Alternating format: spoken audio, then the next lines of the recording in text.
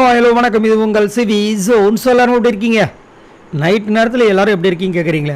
நல்லாயிருக்கும் அப்படின்னு நீங்கள் சொல்கிறது காதில் விழுது. சரி, இப்போ பார்த்தீங்கன்னா நம்ம விஜய் பார்வதி கமருதுன்னு பேசக்கூடிய விஷயங்கள் வருது. அதில் விஜய் பார்வதி டென்ஷனாக ஒரு விஷயத்த சொல்கிறாங்க. என்னென்னா திவ்யாவோட மொழியை பார்த்தீங்களா, வந்தப்போ எப்படி இருந்துச்சு, இப்போ பார்த்தீங்கன்னா ஃபுல் அண்ட் ஃபுல் அப்படியே கர்ண கொடூரமா, அப்படியே வந்துட்டு டென்ஷனாக கோவமாக. பிக் பாஸே கேட்குறாரு, என்னம்மா இவ்வளோ கோவமாக இருக்கீங்க, சந்தோஷமே பட மாட்டீங்களா அப்படின்னு.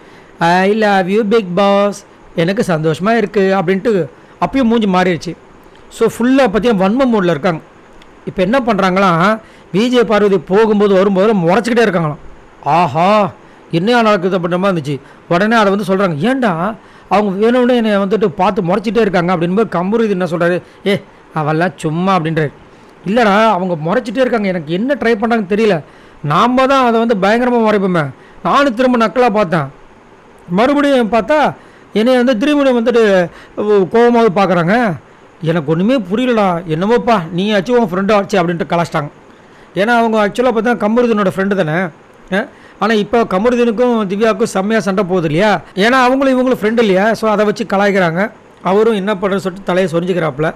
ஆனால் ரொம்ப டூ மச்சாக போயிட்டுருக்கு. ஏன்னா இப்போ விஜய் பார்வதி சண்டை போடுவாங்க, நம்ம இத்தனை நாட்களாக பார்க்குறோம், சண்டை போடுவாங்க. நைட்டே பேசியிருக்காங்க, என்னடா இது இந்த பொண்ணு இப்படி இருக்குது அப்படின்ற மாதிரிலாம் பார்த்துருக்கோம்.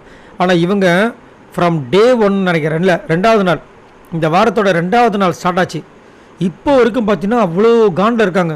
அப்போ இங்கே எங்கே போச்சு டெக்கோரம் டிக்னிட்டி எல்லாமே?